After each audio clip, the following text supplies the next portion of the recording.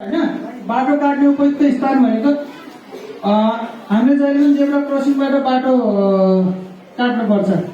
Zebra क्रसिङबाट कसरी बाटो काट्नुपर्छ अगाडिको उसमा आउँछ। त्यस्तै जहिले पनि आकाशी पुलको प्रयोग गर्नुपर्छ। आकाशी पुल वा सबवेको प्रयोग गर्नु। सबवे भन्नाले अन्डरग्राउन्ड बाटो हुन्छ कुनै कुनै ठाउँमा हैन। काठमाडौँतिर त्यो अन्डरग्राउन्ड बाटोहरू पनि छ, हाम्रो यहाँ चाहिँ छैन।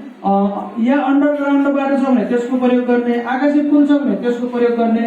यो दुईटै नभएको बेलामा जेब्रा क्रसिङ हुन सक्छ, सडकबाट पार गर्नुपर्ने हुन सक्छ। हामीले जेब्रा क्रसिङबाट बाटो क्रस गर्नुपर्छ।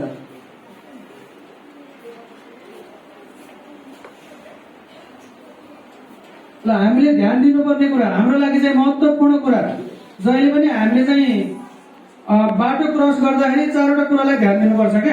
बाटो क्रस गर्दाखेरि स्टप, लुक, लिसन, गो भन्छ हैन। यो भन्नाले के हो? स्टप, लुक, लिसन, गो भन्नाले बुझिन्छ नि। हामी रोकिनुपर्छ। हामी यताबाट बाटो जेब्रा क्रसिङमा बाटो क्रस गर्नु पर्यो भने हामी रोकिनुपर्छ पहिला। त्यसपछि हेर्नुपर्छ वा सुन्नुपर्छ। गाडी आइरहेछ कि भनेर यकिन गर्नुपर्छ। के पनि आइरहेछ भने त्यसपछि बल्ल हामीले बाटो क्रस गर्नुपर्छ है। बुझिन्छ?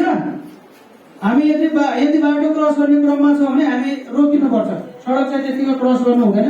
हामी रोकिनुपर्छ, हेर्नुपर्छ दाहिने बायाँ, या सुन्नुपर्छ गाडीको हर्न बजेको।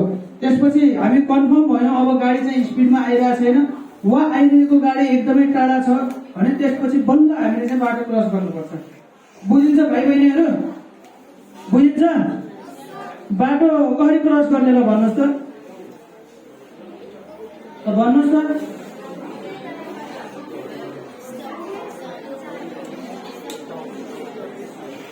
स्टप, लुक, लिसन, गो है। बुझ्नु, तपाईँहरूले बुझ्नै पर्ने कुराहरू हो।